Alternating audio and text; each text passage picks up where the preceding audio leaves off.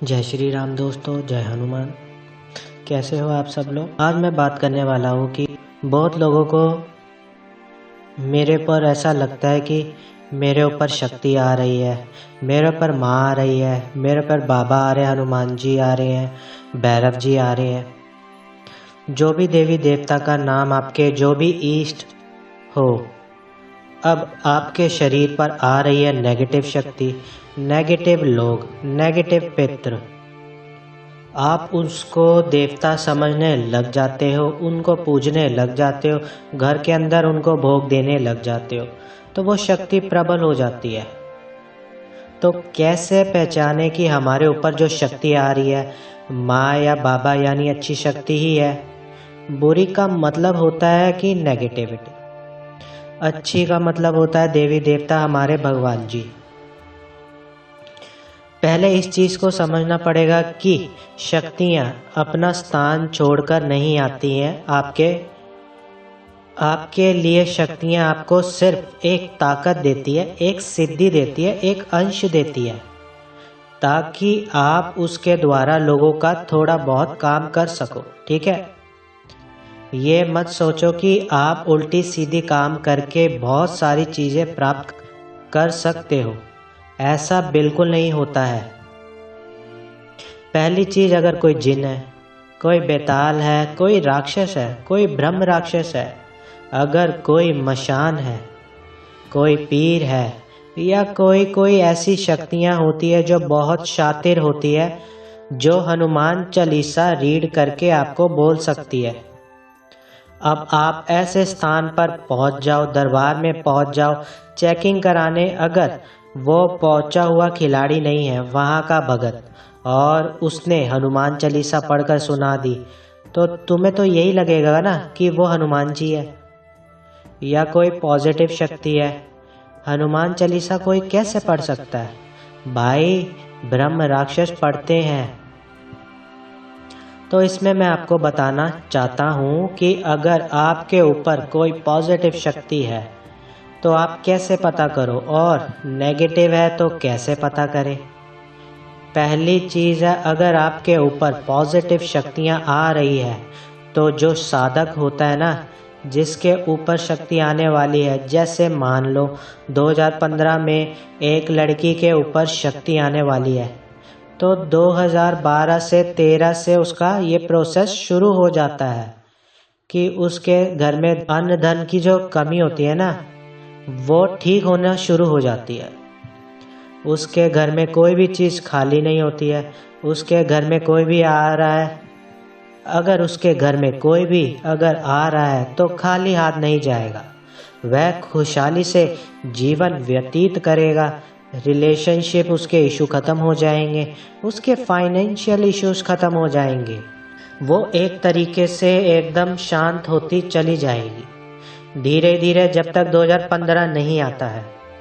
अब मान लो 2015 में लिखा था कि उसके ऊपर सवारी आएगी, माँ या हनुमान बाबा उससे आके गद्दी लगवाएंगे, दरबार लगवाएंगे, तो उसको गुरु भी चयन करवा देंगे। कब? पहले ही 2013 से पहले ही गुरु मिल जाएगा। आई होप आपको समझ में आ रहा होगा जो मैं आपको एग्जाम्पल देके समझा रहा हूँ। भाई आजकल बहुत पाखंड हो रहा है, ध्यान से एकदम रहो। ऐसा नहीं है कि मुझे मेरे शरीर पर आ रहा है, मुझे भागना है, करना है, दिखाना है, ये सब कुछ नहीं रखा है सारी चीज़ों में। ये सारी चीज़ों में बेड़ा गर्क हो जाना है तुम्हारा। कोई कितनी भी बड़ी माँ काली आके क्यों ना खेल रही हो, देवी नहीं आती है स्वयं, उनकी योगनियाँ आती है खेलने के लिए, और जब आप बोलोगे ना खेलना है तभी वह खेलेंगी। जब आप उनको साधने लग जाओगे ना शरीर को, जब आपके अंदर वह कंट्रोल पावर आना शुरू हो जाएगा ना, तब वह खेलना बंद कर देती है। लेकिन फिर भी आप मांगोगे तभी मिलता है ये चीज़। ठीक है, कोई बोलता है ना शांति में आओ माँ, शांत में बात करो, हमें आपसे बात करनी है, तो शांत में आके बात करती है। जैसे मैं बात कर रहा हूँ वैसे ही बात करके वो चली जाती हैं। आपको पता नहीं है कुछ भी, आप नॉलेज लो, इन्फॉर्मेशन लो चीज़ों की। ज़रूरत नहीं है सर घुमा के आ रही है, वो माही आ रही है। सर घुमा के प्रेत भी आते हैं। ब्रह्म राक्षस भी पूरे हनुमान चालीसा पढ़ डालेगा तुम्हारे सामने।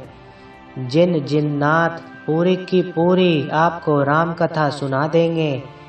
ये बहुत शातिर होते हैं, ये बहुत पुराने जन्म के होते हैं, बहुत ज़्यादा जिए हुए होते हैं। ये बहुत ताकतवर होते हैं। आपको ये चीज़ समझ में नहीं आ रही है कि कभी भी अगर आपके ऊपर पॉजिटिव शक्ति आती है तो वह हमेशा आपको खुशी खुशी में आती है। आपके घर में धन धान्य से भरी हुई चीज़ें हैं, आपको किसी चीज़ की कमी नहीं है। आपकी अगर हेल्थ बहुत बेकार थी तो हेल्थ एकदम से सुधर जाती है।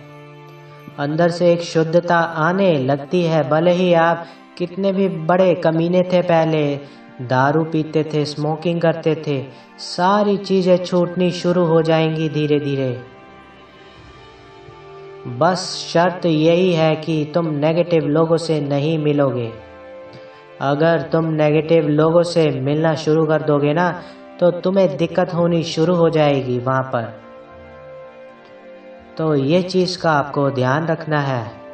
और जब पॉजिटिव शक्ति आती है तो जब शुरुआत में आती है ना तो सर घुमाती है पूरा अच्छे से और आपके शरीर पर भार आता है। उस चीज़ का आपको सिर्फ 5% या 10% का होश रहता है। आपको ये तक याद नहीं रहता है कि आपने बोला क्या है उस समय।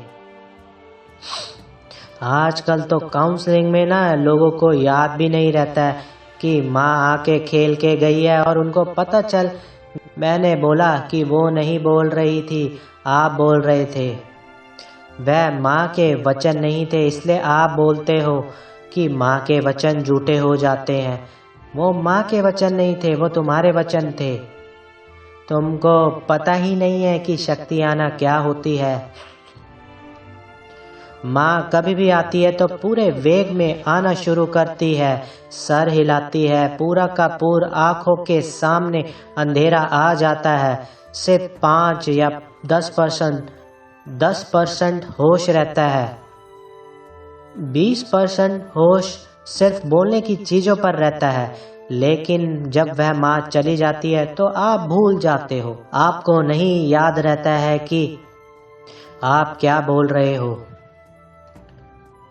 जरूरी नहीं है आप चीज़ों को समझने की कोशिश कीजिए। आपको अगर होश है और आप बोल रहे हो, आपको याद है बाद में 1 घंटे बाद भी आपको याद है, तो वो आपकी वाणी थी, वो माँ की नहीं थी। माँ की जो वाणी होती है ना, वो माँ पूरा शरीर झंझोड़ देती है, माँ पूरा शरीर खराब कर देती है जब आती है। जब 3 दिन तक बुखार चढ़ा रहता है शरीर के ऊपर, हलवा नहीं है आज के टाइम पर। 20-20 साल के बच्चे आके पता नहीं क्या फालतूगिरी कर रहे हैं आजकल कि शमशान जगाना है, फलाना जगाना है, ये जगाना है, वो जगाना है। अरे क्या करना है जगा के? मरने के बाद तो सब जगने ही वाला है, तो तुम शमशान में ही तो जाने वाले हो मरने के बाद। मत पढ़ो जो गृहस्थ जीवन में है, उनके लिए ही मैं समझाने के लिए बोल रहा हूँ। बाकी का तो छोड़ दो, दुनिया में क्या चल रहा है। गृहस्थ जीवन में बच्चे होते हैं, हस्बैंड होते हैं, वाइफ होते हैं, घर परिवार होता है। नेगेटिव चीज आती है, घर का पूरा पूरा बेड़ा गर्क कर देती है। चाहे वह ब्रह्म राक्षस हो, चाहे वह जिन जिन्नात हो। अगर आप उन लोगों को समझ रहे हो कि वह हमारी पॉजिटिव शक्तियाँ हैं, उसने पूरी हनुमान चालीसा गा के हमको सुनाई है। हम फलाना जगह पर गए थे, उन्होंने भी मेंशन कर दिया कि उन्होंने भी कंफर्म कर दिया कि ये तो हनुमान जी की शक्ति है। अगर कोई खेला हुआ खिलाड़ी नहीं रहेगा इस फील्ड का, तो वह गलत चीज़ घोषित कर देगा और आप उस गलत चीज़ को अच्छा समझने के लिए चलोगे। कभी भी पहुँचे हुए जो लोग होते हैं उनके पास आप नहीं पहुँच पाओगे। क्योंकि नेगेटिव चीज आपको पहुंचने नहीं देगी। अभी मैं कह दूं ना, अगर आपके ऊपर प्रेत नाच रहा है, मेहंदीपुर बालाजी चले जाओ, वो जाने ही नहीं देगा आपको। आप पता कर लेना जिसके ऊपर हनुमान जी की सवारी आती है ना, और उनको कंफर्म करना ही है कि हनुमान जी ही है या कोई प्रेत व्रेत तो नहीं है, या किसी की भी सवारी आती हो तो मेहंदीपुर बालाजी हो आना। तुम प्लान कर लेना, जाओ, खाली प्लान कर लेना, खाली सोच लेना, नहीं तुम्हारे हाथ पैर तुड़वा दिए तुम्हारे उस प्रेत ने तो। और कभी कभी पितरों की भी सवारी आती है, जैसे कोई काल मृत्यु में मर गया, वह अपने घर के सबसे कमजोर सदस्य को ढूंढेगा, उसके ऊपर आना शुरू कर देगा। वो देखेगा कि ये पूजा भी करता है, पाठ भी करता है। अब जो इंसान मरा था वो पता चला वो खुद ही पूजा पाठ करने वाला इंसान था, और वो खुद तुम्हारे शरीर पर आके काली चालीसा, दुर्गा चालीसा गाने लग जाएगा।